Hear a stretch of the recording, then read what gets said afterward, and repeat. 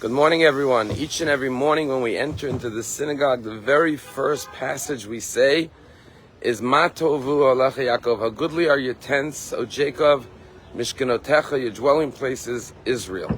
These are the words spoken by Bilam, the Gentile prophet, who was hired by Balak, the king of Moab, to curse the Jewish people. And God put blessings in his mouth, and instead of cursing the Jewish people, he looked at their encampment in the desert and said, how goodly are your tents, O Jacob, your dwelling places, O Israel. The question is, there's so many beautiful passages from the book of Psalms and other scriptures that we could quote when we enter into the synagogue that talk about the beautiful Jewish homes and synagogues. Why the words of Bilam, a Gentile prophet, a wicked prophet, sorcerer who tried to curse the Jewish people? And of course the rabbis say that he wasn't just talking about the physical homes and the tents of the Jewish people in the desert, but he was talking about the beautiful synagogues and the study halls of Torah. That is the beauty of the Jewish community, that they have synagogues and study halls where they grow and learn and connect with God and with one another. However, there are still many verses that talk about the magnificence of a synagogue as a place of divine presence, of goodness and kindness. Why quote Bilam? And one answer perhaps is that we know in life, when we are unexpecting of something good to occur and it occurs, it's a greater joy than something you didn't expect to occur. But the ultimate joy is when not only didn't you expect the good, but you were expecting the opposite of good. And then not only didn't you receive something negative, but in its place you receive something good. And that evokes the greatest joy, the greatest happiness of all. And therefore we begin our day by saying, Ma tovu alecha Yaakov. Bilam wanted to curse us, but God put blessings in his mouth. And instead of curses, we receive beautiful blessings, and we carry those blessings to remind us that each and every one of us should never forget that God is infinitely good. And we should not only ask God to remove anything negative from our lives, but on the contrary, replace the negative with positive, because God could turn curses into blessings. I heard a story recently in Israel. There's a man said that he has 4 sons in the army. And one night, 11 o'clock at night, he's sitting in his house and he hears a knock on the door. And when you hear a knock on the door, especially 11 o'clock at night, the first thing you think is, God forbid, this may be a knock from the army telling you that, God forbid, one of your children has fallen in battle. So he froze. He didn't want to open the door. He was scared. But then the knock persisted again.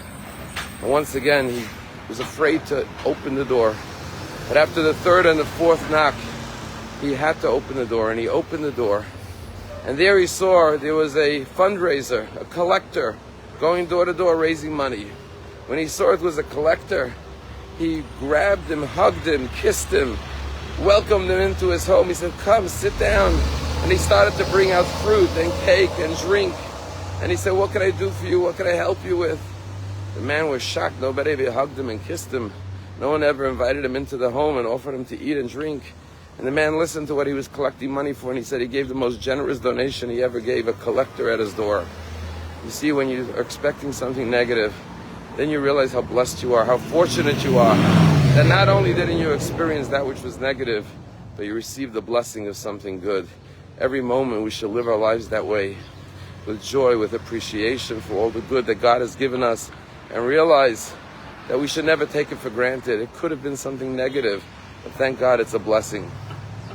Yesterday, Dini and I received a great blessing as our son Uziel got engaged to his bashert, a young lady by the name of Liba Malamed from the Palm Beach community where we are now. And our hearts are filled with gratitude. When Hashem helps your child find their soulmate, there are billions of people in the world, millions and millions of Jews, and they find the half of the soul that completes them. That is a blessing. You realize that God came knocking on your door with love, with joy, with blessing. And I want to share that blessing with each and every one of you. May God grant you all your heart's desires, not just the removal of anything unwanted in your life, but the replacement of only happiness and blessing and health May you all share the joyous celebrations of the simchas, of the marriages of your children or your grandchildren or yourself, or the other blessings of health, prosperity, children, whatever it is your heart desires. God has infinite goodness to give each and every one of us. May we only experience that. Tonight we're going to have a celebration here in Crown Heights, a l'chaim we call it, where the community comes over to toast the bride and the groom and the families. If you're anywhere near Crown Heights, if you're in the New York area, or you can come to New York tonight at 7 p.m., reach out to the office, they'll give you the exact address. Dini and I would be delighted to see you and share with each and every one of you in our joy. Mazel Tov, and like the verse says, how goodly are the tents, the dwelling places of Israel. May we merit to see our children and all of our children, your children and ours, build beautiful Jewish homes that we can proudly say how goodly are the tents of the Jewish nation.